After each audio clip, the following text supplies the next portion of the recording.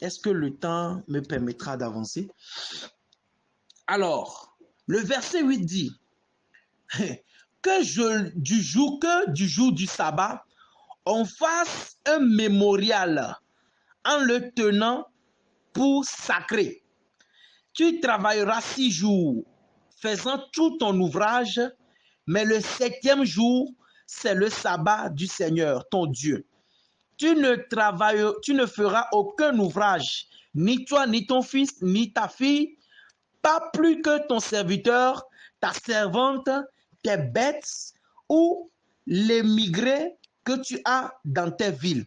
Car en 6 jours, le Seigneur a fait le ciel et la terre, la mer et tout ce qu'ils contiennent.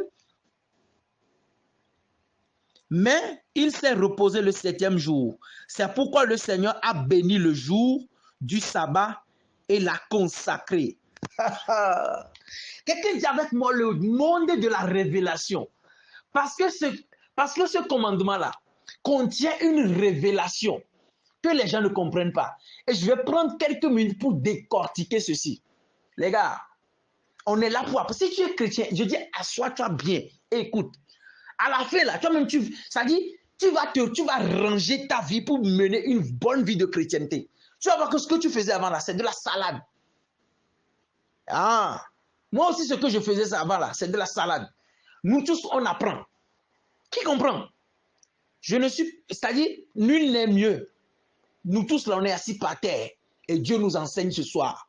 Mais il y a quelque chose que je vais te révéler ici. La Bible déclare, tu travailleras pendant 6 jours et le 7e jour, c'est-à-dire le jour de sabbat, est un jour consacré et dédié à l'Éternel. Chez les Juifs, ils ne travaillent pas. D'accord? On ne travaille pas le jour du sabbat. C'est pour ça le malade qui a été guéri le jour du sabbat, le malade qui est guéri devant l'eau de Bethesda, qui était malade pendant 38 ans, les Juifs, s'ils avaient vu, s'ils avaient su que c'est Jésus qui l'avait guéri là, il allait lui faire palabre. Quand vous lisez la Bible, vous allez comprendre. Mais il y a une chose que je vais te révéler ici.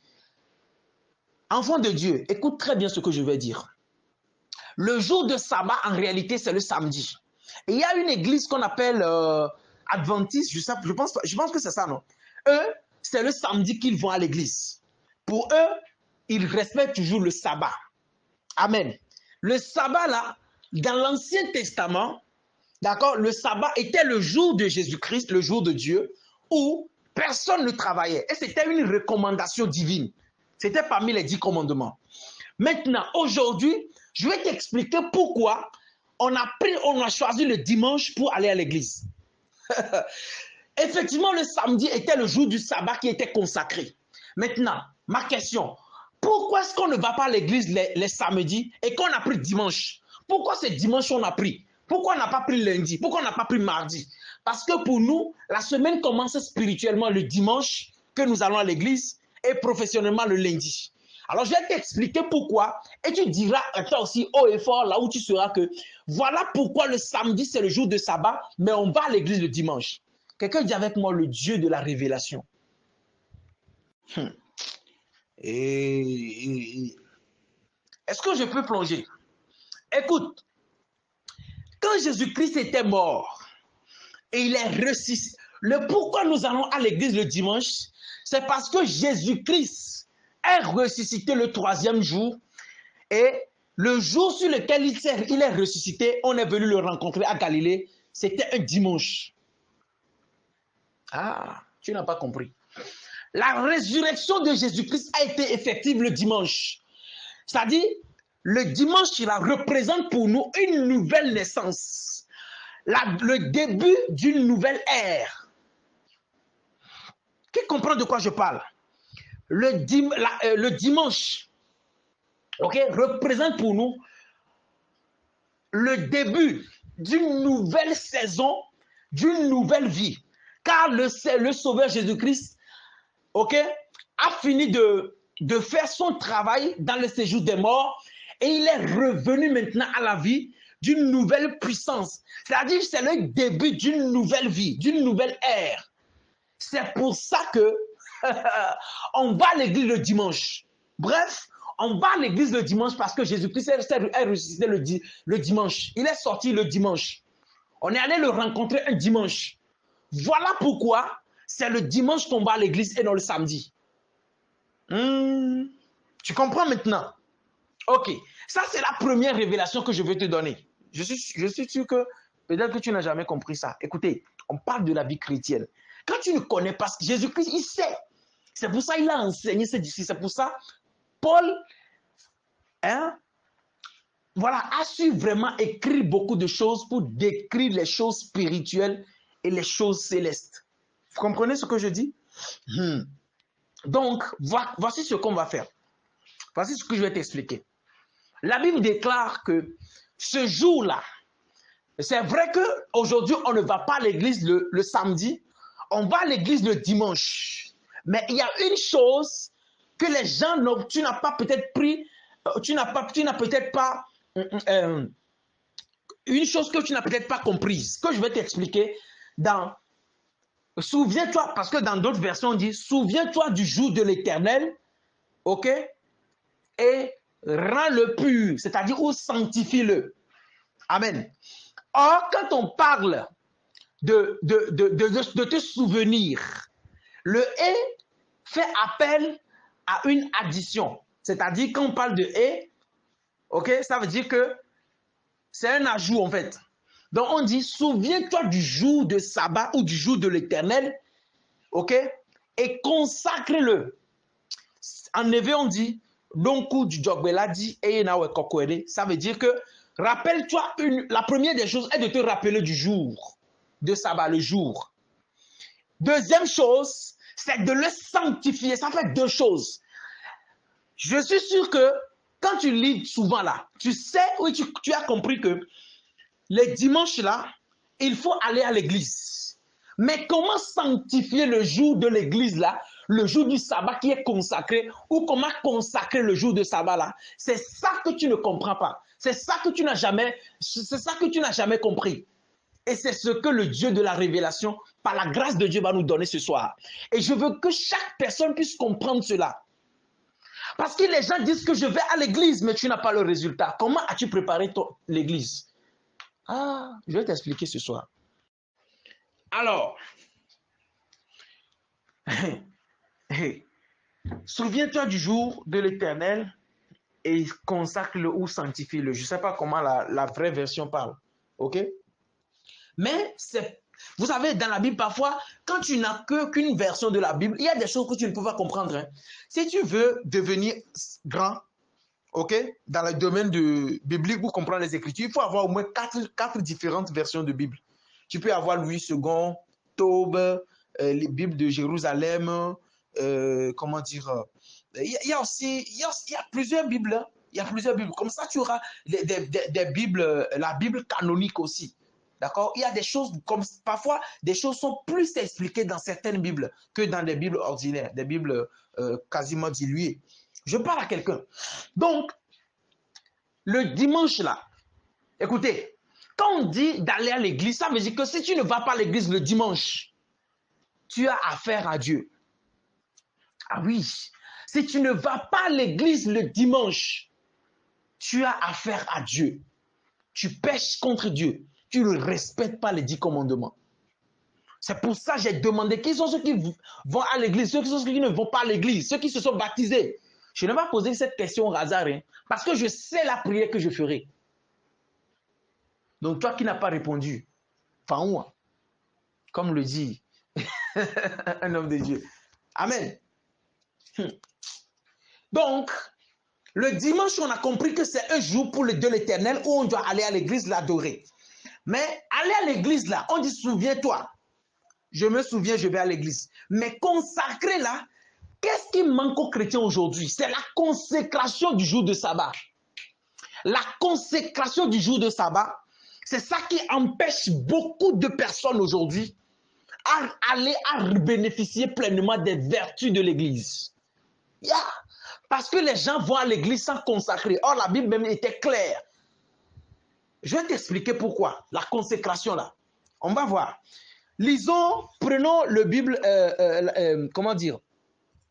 Prenons le livre de de Genèse ou d'Exode même. Hein? Exode. Exode 19, le verset 10. Prends ta Bible, Exode 19, le verset 10. Je vais t'expliquer, je vais te montrer quelque chose. La Bible déclare la manifestation de Dieu. Le Seigneur dit à Moïse, va vers le peuple et sanctifie-le aujourd'hui et demain qu'ils lavent leur manteau, qu'ils soient prêts pour le 3e jour. Qu'ils soient prêts pour le 3e jour. Car c'est au 3e jour que le Seigneur descendra sur le mont Sinaï aux yeux de tout le peuple. Qui a compris ce que je dis? La Bible dit, fixe les limites pour le peuple en disant, gardez-vous de monter sur la montagne et d'en toucher les abords. Quiconque touchera la montagne sera mis à mort. Nulle main ne touchera le coupable, mais il sera lapidé ou percé de traits. Bête ni homme ne servira. Quand la trompette retentira, quelqu'un montera sur la montagne. Moïse descendit de la montagne vers le peuple. Il sanctifia le peuple. Il les lavèrent leurs manteaux et il dit au peuple, soyez prêts dans 3 jours, n'approchez pas vos femmes. je reprends le verset 14. Moïse descendit de la montagne vers le peuple, il sanctifia le peuple, ils lavèrent leurs manteaux et il dit au peuple, soyez prêts dans 3 jours, n'approchez pas vos femmes. Qui comprend de quoi je parle? La Bible déclare, dans la consécration là, dans consacrer avant de venir là, la Bible déclare que Dieu parla à Moïse, parce qu'il savait que le peuple allait venir le rencontrer. Alors avant que le peuple ne vienne rencontrer Dieu, pourquoi on monte à la montagne? Déjà l'église, puisqu'il y a un autel dans l'église, cela représente en quelque sorte une montagne où le peuple s'en va se réunir pour voir Dieu. C'est pour ça quand on va même à l'église, ce n'est pas tout le monde qui s'approche de la chair. Ce n'est pas tout le monde qui s'approche de la chair.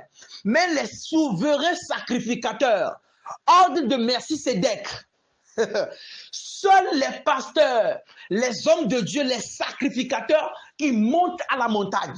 Ceux qui représentent Moïse aujourd'hui, seuls ceux-là montent à la montagne. Donc Dieu dit à Moïse, va dire au peuple qu'ils viendront me rencontrer dans 3 jours. Tu n'as pas compris. Ils viendront me rencontrer dans 3 jours.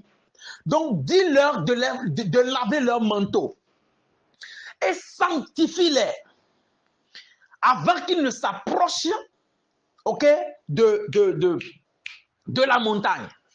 Ça veut dire que 3 jours avant de venir vers la montagne, il faut que tu laves ton manteau. Oh, il faut que ton manteau soit prêt. Deuxième chose, Moïse dit quelque chose à la fin qui a retenu mon attention. Venez, on va lire. Aïe. Verset 15, il dit au peuple, soyez prêts dans 3 jours, n'approchez pas vos femmes.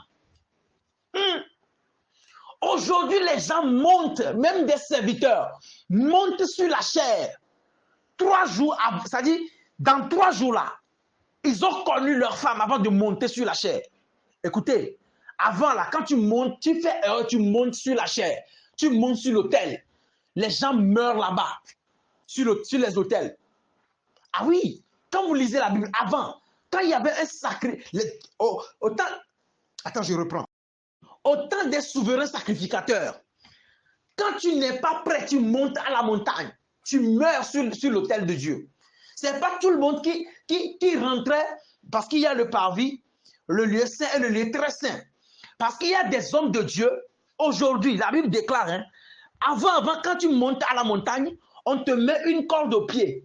Et comme ça, quand tu meurs sur l'autel, parce que là, tu vas rencontrer Dieu. Tu es comme Moïse. Tu vas rencontrer Dieu à la montagne. Donc, si tu n'es pas prêt, si tu n'es pas prêt, tu meurs sur l'autel, on va te sortir. Même les gens ne vont pas te toucher.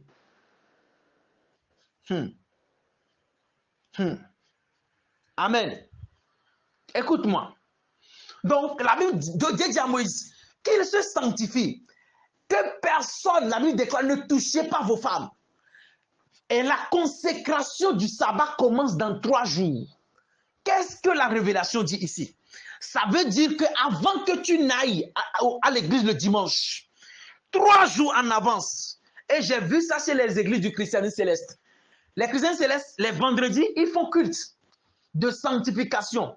Et le culte de sanctification, là, je pense que c'est avant, c'est comme ça ce qu'on fait. Hein. Les vendredis, déjà, les gens font des cultes de sanctification. Et ils restent dans cette sanctification le vendredi, le samedi. Et le dimanche maintenant, qui est le 3e jour, ils viennent à l'église et ils adorent jusqu'à terminer. C'est ça quand on parle de la consécration, de la sanctification du jour.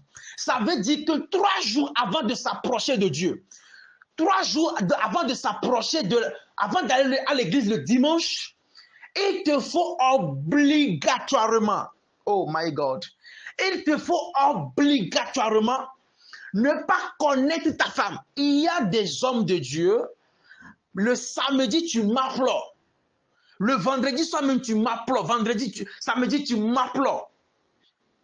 Et puis dimanche peut-être le matin là, tu es encore bien gazé. Et puis tu montes à la chair. Les gars, la sanctification, la révélation dont je te parle, la voici. Ça veut dire qu'avant d'aller à l'église le dimanche, déjà le vendredi, tu dois être dans une concentration absolue. Quand on parle ici de sanctifier, de laver leur manteau là, ça parle de ce que tu as fait dans la semaine. Qu'est-ce que tu as commis comme erreur? Qu'est-ce que tu as fait comme péché? Avec qui tu n'arrivais pas à parler avant d'arriver à l'église. C'est pour ça la Bible déclare, même si tu prends une offrande pour venir déposer à Dieu, va d'abord, si tu es que quelqu'un, tu as quelqu'un dans ton cœur, va faire la paix avec la personne avant de venir offrir ton sacrifice à Dieu. Alors c'est cette loi qui régit les 3 jours-là. Donc dans les 3 jours, à partir du vendredi et le samedi, tu dois te libérer de toutes les personnes que tu as dans ton cœur. Les mauvaises habitudes, les choses que tu as faites. Tu dois déjà te libérer de ces choses-là. Ne pas coucher avec. Tu dois être dans une sanctification donnée. Pas de sexe, pas de rapport, pas d'impureté. Jusqu'à ce que tu ne viennes à la montagne le dimanche. Tu adores et puis tu rentres. Voilà ce qu'on appelle la consécration de la journée de sabbat. Qui a une fois entendu parler de ce que je viens de dire? Qui a une fois reçu? Qui a déjà la connaissance de ça?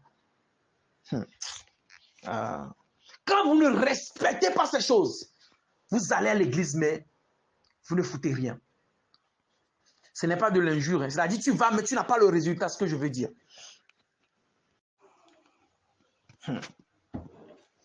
Est-ce que quelqu'un comprend ce que je dis? Il y a des hommes de Dieu, il y a des personnes qui vont... La Bible déclare que quand tu touches, tu ne te sanctifies pas pendant ces 3 jours-là, et que tu touches à la montagne, tu mourras. Aujourd'hui, les gens meurent spirituellement parce qu'ils vont à l'église sans se sanctifier dans 3 jours. Et les gens sont même dans l'église, ils ont querelle. Les gens sont dans l'église, là, ils ne se parlent pas. Ah! Les gens n'ont pas peur de Dieu. Hein. Toi, tu viens jusqu'à là, auprès de la montagne. Tu as encore quelqu'un dans le cœur. Vous êtes assis. Côte à côte, vous ne vous parlez pas, vous ne vous saluez pas. Tu fais rancune sur la montagne. Ah! Beaucoup de personnes, c'est-à-dire ne rentrent pas dans leur destinée à cause de ces secrets, de ces failles-là. Comment tu vas à l'église? Dans quel état? Tu y vas dans quel état d'esprit? Dans quelle mentalité? Dans quelle sanctification? Ah? Tu fumes bien le samedi, tu bois bien, puis tu vas à l'église. C'est comme ça, beaucoup sont morts spirituellement. Dieu les a frappés. Et puis ils sont là, rien ne va, rien ne marche. Puis ils disent c'est sorcier. C'est pas sorcier. Tu ne lis pas la Bible, tu n'as pas la révélation. Aujourd'hui, Dieu nous apprend tous. Mais je décrète et je déclare que Dieu t'accorde la sagesse de comprendre ces choses-là, afin de marcher, de devenir un vrai enfant de Dieu et de mener une bonne vie chrétienne. Ah, tu n'as pas dit amen, ça me dérange. Alléluia. Le verset, je suis où là? Verset 8. Que le jour de sabbat, que du jour du sabbat, on fasse un mémorial en le tenant pour sacré. Tu ne travailleras ni... je pense que j'ai déjà lu ce côté-là. Verset 11. Car en 6 jours, le Seigneur a fait le ciel et la terre, la mer et tout ce qu'ils contiennent, mais il s'est reposé le 7e jour. C'est pourquoi le Seigneur a béni le jour du sabbat et l'a consacré. Amen. Le verset 11 dit, « Honore ton père et ta mère, afin que tes jours se prolongent sur la terre que te donne le Seigneur ton Dieu. » Je pense que là, c'est clair. Hein? Je pense que là, c'est clair. Oh, mon temps est déjà parti. Mon temps est parti. Amen. Voilà, en fait, voilà la révélation que je voulais te donner sur les 10 commandements. D'accord? À part les autres, tu ne voleras pas. Il y a beaucoup de choses aussi à expliquer. Hein? Ok. À part ça, il y a ce qu'on appelle tu ne commettras pas de meurtre. C'est-à-dire, tu ne vas tuer personne. Tu ne commettras pas d'adultère.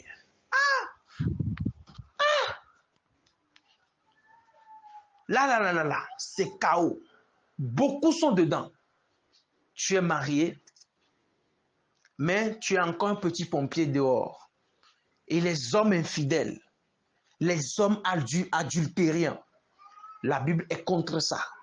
L'adultère. Hein? Après, je viendrai faire un enseignement sur l'adultère.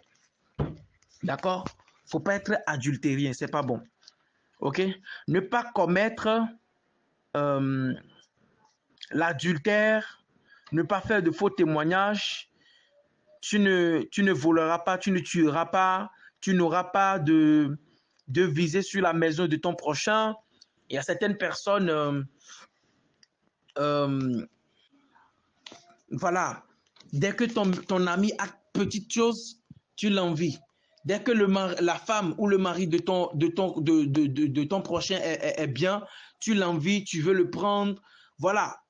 Tout ça, ce n'est pas bon. Tu n'auras pas visé ni la femme de ton prochain, voilà, ni son serviteur, ni sa servante, ni son bœuf, ni son âne, ni sur rien qui appartienne à ton prochain. Amen. Alors, ainsi de suite. Voilà à peu près les 10 commandements de Dieu. Amen. Honore ton père et ta mère, tu ne voleras pas, tu ne tueras pas, ceci, cela. J'espère que j'ai été clair. J'espère que j'ai enseigné ce soir. Alors, pose-toi, les autres choses sont déjà claires. L'adultère, vous comprenez tout. Mais aujourd'hui, nous avons avancé d'un pas. C'est que nous avons expliqué ce qu'on appelle les 10 commandements de Dieu. Amen. Et j'ai pris le temps de t'expliquer. Maintenant, toi-même, va sur Internet. Toi-même, va sur Internet. Tu peux taper les 10 commandements de Dieu. Ça va sortir. Et tu vas lire. Tu vas comprendre. Tu vas comparer ce que j'ai dit à ce qui est écrit. Et tu vas te demander, est-ce que nous sommes en train d'avancer petit à petit. Hein? Donc toi-même, tu verras déjà la faille. Si tu mènes une bonne vie chrétienne, tu le sauras. Yeah. Si tu mènes une bonne vie chrétienne, toi-même, tu le sauras déjà. Pose-toi les questions. Quelle vie est-ce que tu mènes? Voilà les étapes d'une bonne vie chrétienne. À part cette bonne vie chrétienne-là, comment dire, le baptême et tout ça, les 10 commandements sont venus maintenant. Examine les 10 commandements. Qu'est-ce que tu fais? Qu'est-ce que tu ne fais pas? Tu es à quel niveau de la vie chrétienne? Tu es à quelle dimension? Pose-toi cette question. et donne toi-même la bonne réponse. Alléluia. Donc, moi, j'ai déjà fait mes 1 heure. Je n'ai pas pu, voilà, terminer avec les, comment dire, je n'ai pas pu terminer avec les interdits de Dieu, mais je pense qu'on verra ça. Si demain j'ai le temps, je le ferai. Soit ce sera le lundi. D'accord? Soit ce sera le lundi. Voilà un peu. Soyez bénis dans le nom de Jésus. Je vous aime de l'amour du Christ. Que Dieu soit avec vous. Bon dimanche à vous. J'espère que d'autres ont déjà maflo hier. Certains se sont maflo hier. D'autres se sont... Tu t'étais maflo avant-hier, non? C'est pour ça que quand tu veux te marier, marie-toi à quelqu'un qui connaît Dieu.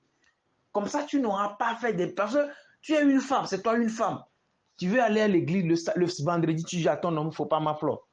Mais il va te chasser. Tu lui dis, tu ne vas pas m'appeler le vendredi, le samedi. Il va dire, quoi? Tu dois m'appeler que le dimanche soir. Oui. Mais quand tu te maries à quelqu'un qui ne comprend pas, qui ne connaît pas Dieu, il va pas t'as... Et c'est pour ça il y a beaucoup de divorces. Parce que tu viens devant la montagne avec des impuretés. Tu viendras à l'église le dimanche. Mais ton mari, le dimanche matin là, c'est ce dimanche matin, d'autres même, c'est-à-dire tu es prêt pour partir à l'église, hein. Tu veux te laver ou bien après t'avoir lavé là, il te prend, il te baisse bien. Et puis tu t'habilles, tu viens, tu t'assois à l'église. Est-ce que, vous comprenez ce que je dis? C'est-à-dire, tu te maries à quelqu'un qui ne connaît pas Dieu. Même le matin là, tu viendras à l'église le dimanche, hein, très tôt matin, 5 heures là, lui il veut d'abord, il veut gagner. Et tu es la femme, qu'est-ce que tu vas dire? Tu vas refuser? S'il te tape, s'il te chasse, il est dans son droit. Parce que ton corps ne t'appartient plus. Ça lui appartient dorénavant. Donc, matin, là, tu es obligé de céder. Tu lui sers le plat, il mange. Et puis, toi, tu viens comme ça à l'église, sale. Et puis, tu viens, tu pries, tu dis que Dieu ne t'entend pas. C'est pour ça beaucoup de femmes sont frappées devant la montagne. Quand Dieu te frappe maintenant, il y a de la décadence dans ton foyer. Après, c'est pour dire que ce n'est pas sorcier. De toute façon, tu viens à l'église là. Dieu a dit, quand tu n'es pas pu, tu montes à la montagne, tu meurs. Tu seras frappé par Dieu. Donc, tu viens avec Mougouli de 5 heures devant Dieu et puis tu danses. Les gars, il y a beaucoup de choses. Nous avons besoin d'apprendre. Le corps du Christ a besoin d'apprendre. Mais vous avez la chance d'être ici. Moi aussi, j'ai la chance de connaître ces choses-là. Ce n'est pas par égoïsme. Je ne suis personne. C'est Dieu qui m'a fait cette grâce-là. D'accord? Et quand vous entendez mes messages, ça vous nourrit, ça vous fait du bien. Et les témoignages ici, ne croyez pas que je suis un super homme. Non, les gars, quand tu me croises là, je suis très... Et Dieu m'a fait une grâce même. Je ressemble à un enfant. Quand tu me vois, je te promets que tu peux me donner même 25 ans. Il y a des gens m'ont donné 28 ans ici, non? C'est une grâce. J'ai la coépouse de ma grand-mère. Aujourd'hui, quand tu la vois, tu peux la draguer. Elle est jeune, on dirait 38 ans. C'est la grâce. C'est ce que Dieu m'a donné aussi. Je ressemble trop à un petit. Je ressemble trop à un petit. Je te promets. Je ressemble trop à un jeune. Donc, c'est la grâce aussi. L'onction rajeunit. Hein. Tu vas même pas savoir. Tu vas même pas savoir. Tu peux me donner 25 ans, je te promets. Est-ce que tu vois? Maintenant que Dieu vous bénisse. Père, merci pour ta grâce. Merci parce que tu nous as enseigné. Merci parce que tu as ouvert nos yeux. Prends soin de nous. La nuit est entre tes mains. Pastorise chacun d'entre nous. Merci dans le nom de Jésus. Amen. Je vous aime de l'amour du Christ. Prenez soin de vous. Et à plus tard si Jésus-Christ a d'avenir.